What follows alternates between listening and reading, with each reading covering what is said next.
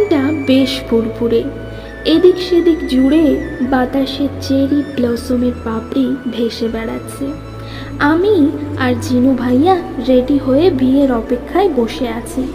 ও এলেই আমরা চলে যাব গিমহাই ইন্টারন্যাশনাল এয়ারপোর্টে একজন বিশেষ অতিথিকে ওয়েলকাম করতে।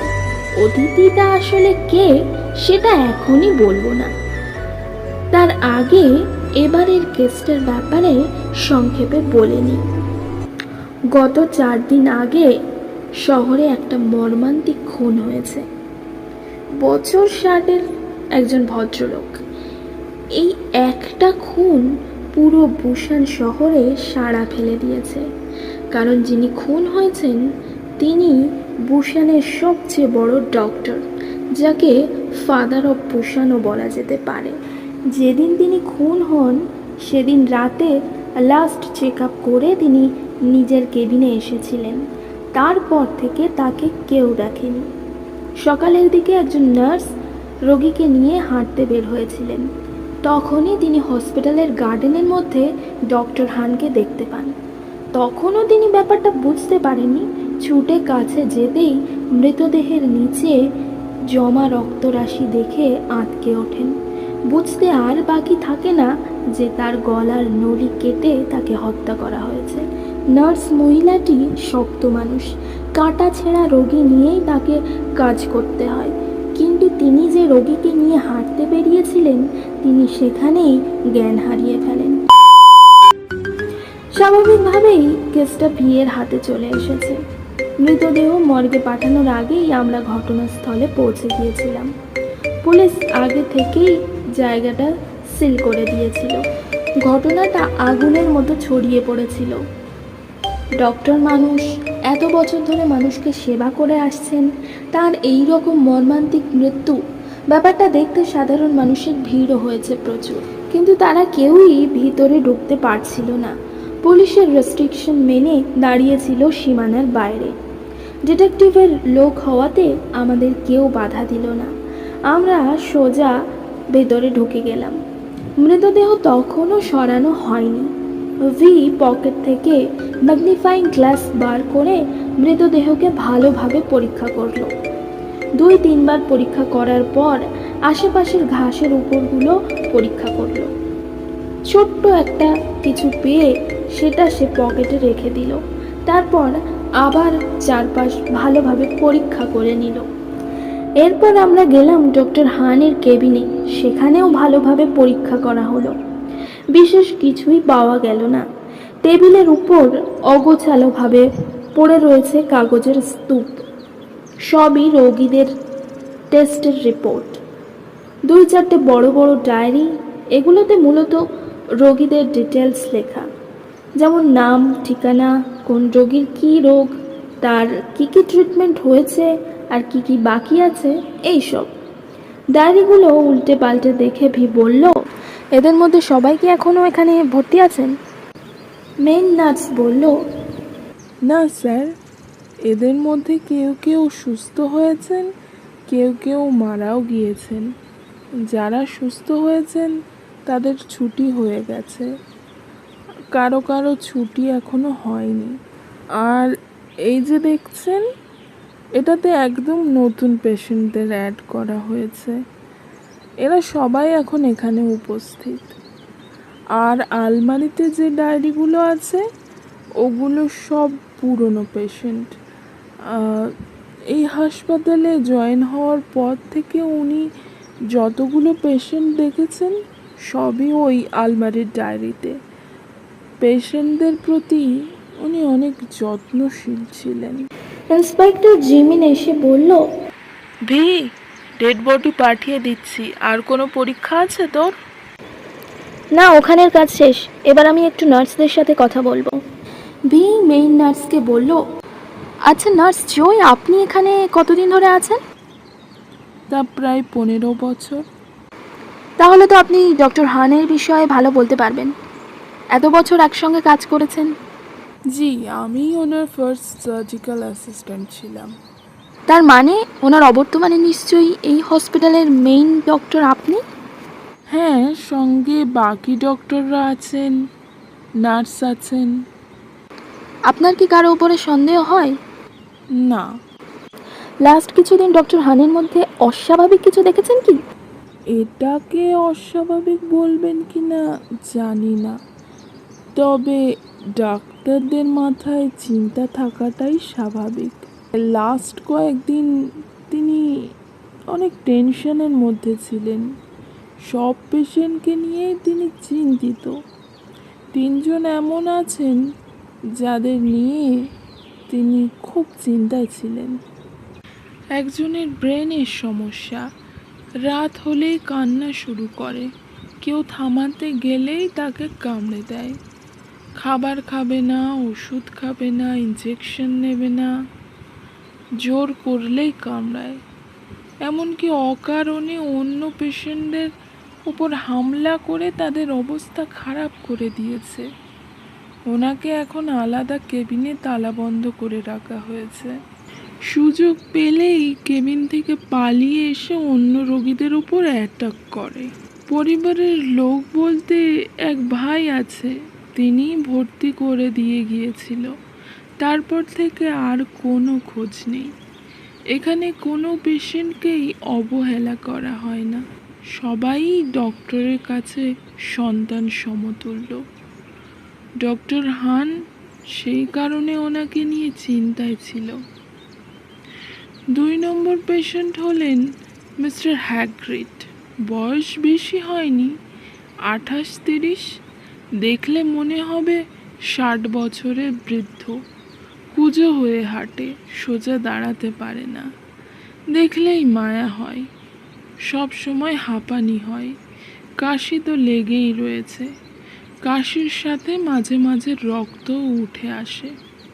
পরীক্ষা করে কোনো রোগী ধরা পড়েনি। ডক্টর হানের ধারণা ছিল টিবি, তবে রিপোর্টে টিবি ধরা পড়েনি। রোগ না জানলে ট্রিটমেন্ট কিভাবে হবে? দিনের পর দিন ওনার অবস্থা খারাপের দিকে যাচ্ছে। ডাক্তার হয়ে উনি কিছুই করতে পারছেন না। এটা চিন্তার বিষয়। 3য় জন হলো চার্লি। বয়স 12 বছর। এত ছোট্ট বাচ্চার ক্যান্সার। ডাক্তাররা অনেক কঠিন হয়, তবে আমি ডক্টর হানকে নীরবে কাঁদতে দেখেছি। ভাবতেই বুকটা ফেটে যায়। ছোট্ট চার্লির মেয়াদ আর মাত্র 3 মাস। তাও হবে কিনা সন্দেহ। ভি বলল, আচ্ছা এই তিনজনের সাথে দেখা করা যেতে পারে কি? হ্যাঁ, করতে পারেন। মিস্টার জংয়ের সঙ্গে দেখা করাটা মুশকিলের হতে পারে, তবে আপনারা একবার চেষ্টা করতে পারেন। আপনারা গোয়েন্দার লোক, আপনাদেরকে বাধা দিতে পারি না।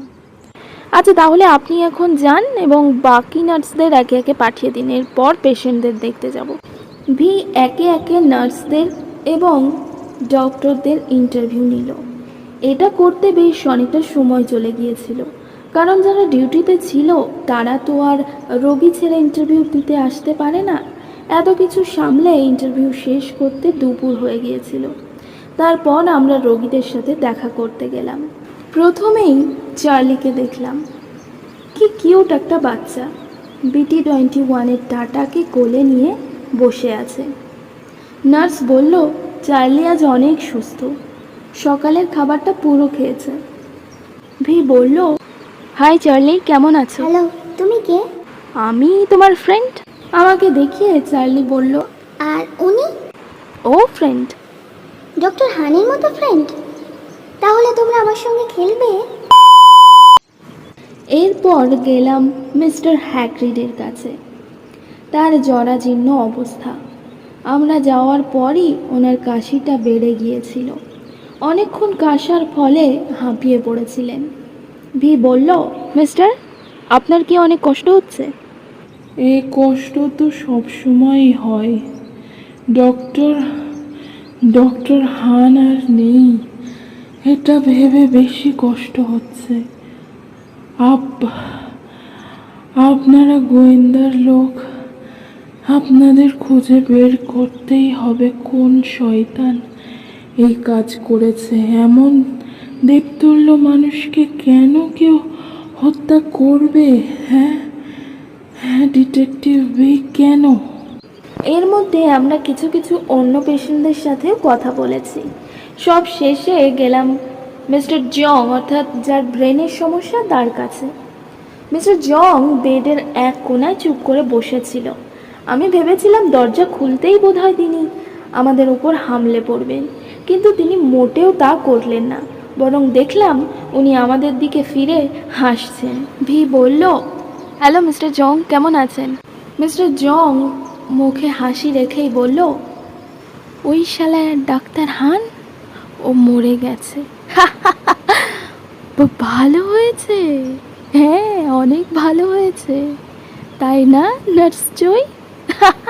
তোমাকে একটা গোপন কথা বলি, এসো এসো এসো এসো, কাছে এসো। কাল রাতে ডক্টর হান